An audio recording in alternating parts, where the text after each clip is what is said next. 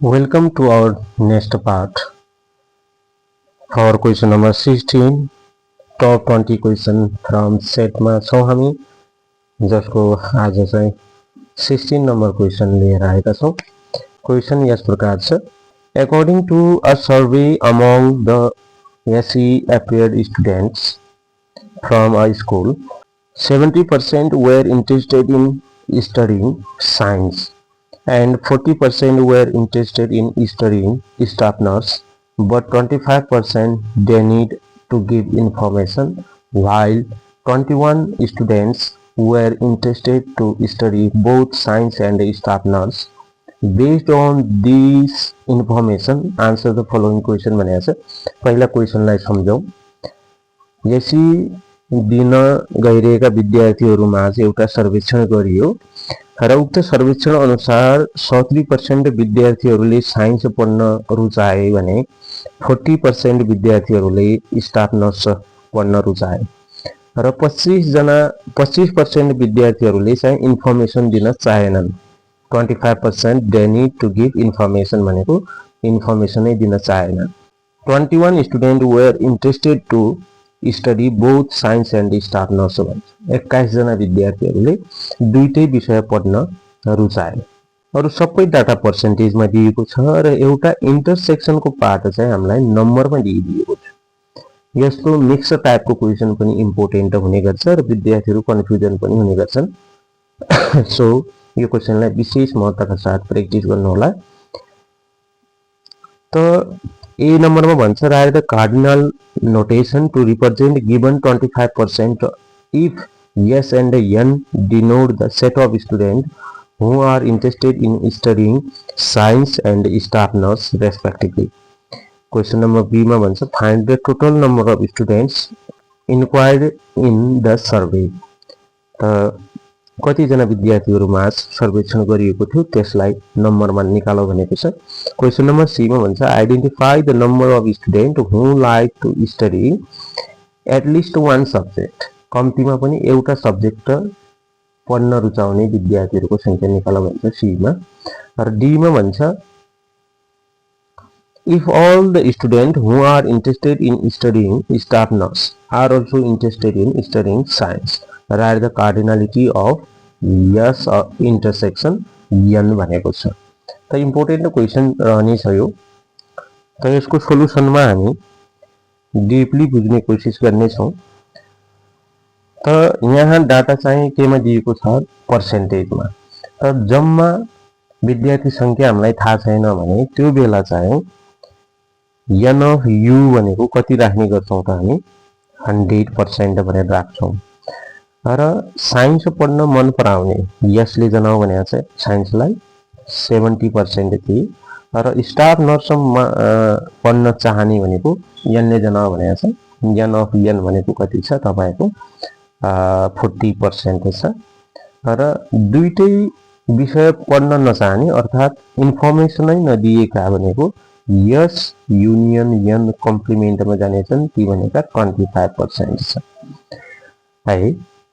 र n of S intersection n दुईटै विषय पढ्न चाहने भनेको 21 जना थिए।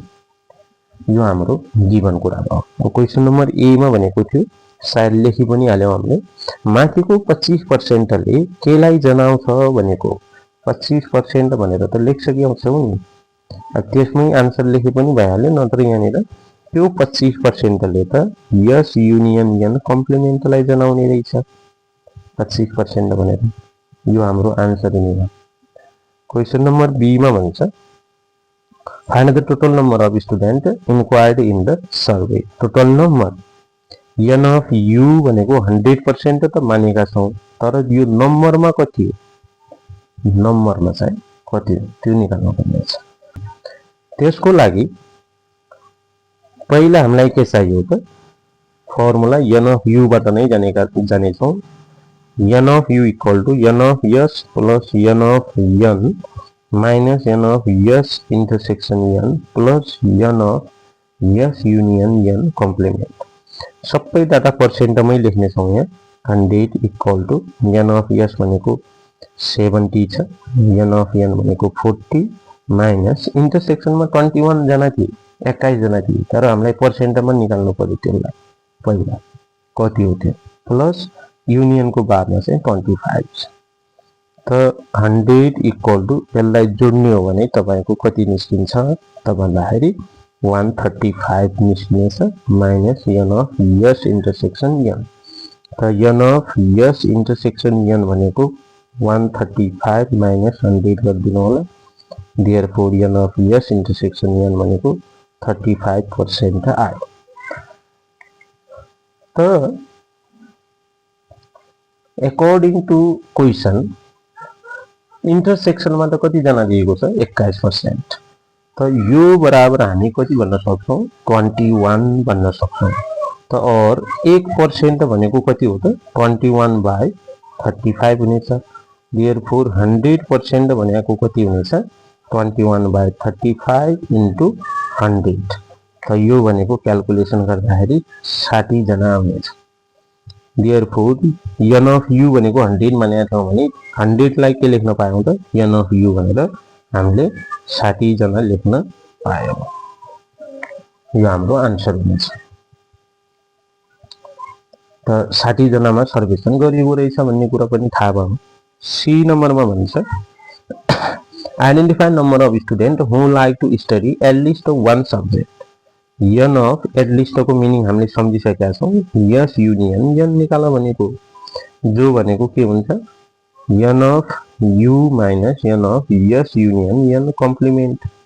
त n अफ u भनेको त 60 आइहाल्यो माइनस युनियन को बारमा कति छ 25% अफ 60, 25% थिए युनियन को बारमा, 60 माइनस 25/100 इन्टु 60 माइनस यसलाई क्याल्कुलेट गर्ने हो भने तपाईको 15 आउँछ र फाइनल आन्सर हाम्रो 45 जना हुनेछ। त 45 जनाले कम्तीमा पनि एक विषय पढ्न रुचाउने भए। र क्वेशन नम्बर डी मा भन्छ if all the students who are interested in studying staff nurse पढ्न चाहनेहरूको संख्या निकाल्नु पर्यो। n अफ n भनेको कति छ, पर्सेन्टेजमा कुराकानी गर्ने हो भने कति जना छन् n अफ n 40%। त माइनस किन गरिराछौं त माइनस इन्टरसेक्सन पार्ट त घटाउनु पर्ला।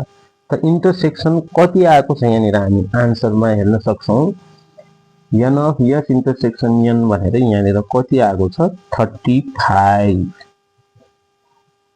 पर्सेन्टेजमा कुराकानी गर्ने हो भने 35 छ, माइनस 35 गर्नेछौं, पर्सेन्ट भनेको कति आउनेछ 5%।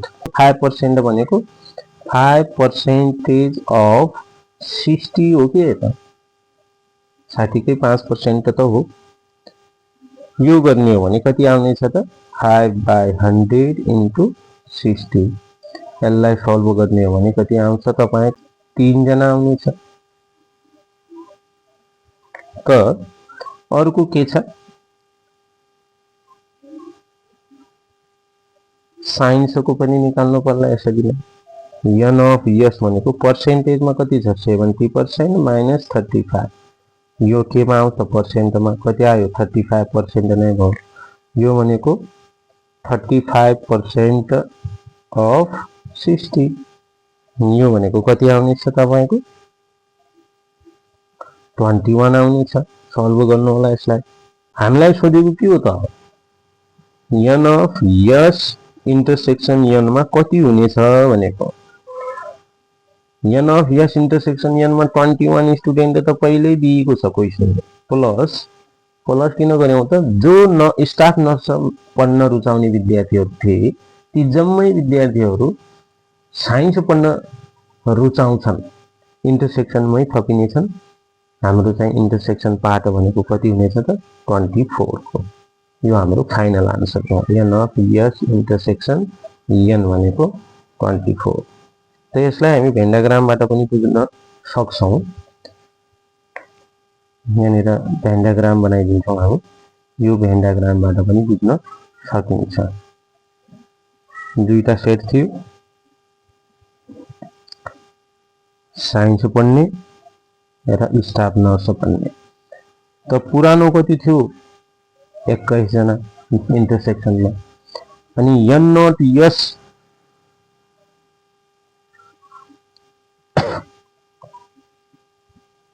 भनेको 21 विद्यार्थीहरू आएको छ है। यसलाई एन नट यस भन्दिनु होला है, यो सरी, यो भनेको एन नट यस र एन नट एन हो। घटाएका छौँ नि त, इन्टरसेक्सन पार्ट घटाइसक्यौँ भने है 3 जना स्टाफ नर्स मात्र मन पराउने अनि 21 जना मात्र भने त साइन्स पढ्न चाहने थिए र 3 जना स्टाफ नर्स पढ्ने थिए। अब बाहिर त सधैँ छन्, कति छन् हाम्रो चाहिँ बाहिरसँग सम्बन्धित भएन अहिले, ठिकै छ। त यो 3 जनाले पनि साइन्स नै पढ्न रुचाए भने है, यो 3 जना पनि यो सेट भित्रै आयो भने इन्टरसेक्सनमा त कति थपिनेछन् त? +3, जो गर्दाखेरि कति आउनेछ तपाईको? 24 आउनेछ। यो फाइनल आन्सर हुनेछ है। यसलाई हामीले पहिला एन अफ एनले जनाएका थियौँ, सरी, यो त हामीले सबट्र्याक्सन गरिसकेपछि त इन्टरसेक्सन पार्टलाई घटाएका छौँ नि त 35। त्यो घटाएर कति आएको थियो? 5% आएको थियो। यो एन नट एन हो, यो एन नट एस हो। कन्फ्युजन नहुनु होला, किन यो इन्टरसेक्सन पार्ट हामीले घटाइरहेका छौँ दुईटैमा है। यसरी चाहिँ यो क्वेसनलाई ट्रिट गर्नु होला। र लास्टमा चाहिँ के भयो? 21 स्टुडेन्ट पहिल्यै थिए इन्टरसेक्सन पार्ट भने यो 3 जना जो स्टाफ नर्स मात्रै पढ्न चाहन्थे, तर ती 3 जनाले पनि साइन्सलाई पढ्न रुचाउन थाले अथवा साइन्सलाई पढ्न रुचाए भनेपछि हाम्रो चाहिँ इन्टरसेक्सन पार्टमा यो 3 जनालाई ल्याएर थप दिने। कति हुनेछ त? 24 हाम्रो फाइनल आन्सर हुनेछ। Thank you, have a nice day. हाम्रो युट्युब च्यानललाई लाइक, फलो, सब्सक्राइब गर्न नबिर्सनु होला। प्लस हाम्रो एसई म्याथ प्रिपरेसन भन्ने फेसबुक पेज छ, त्यसलाई लाइक गर्दै फलो गर्नु होला। धन्यवाद।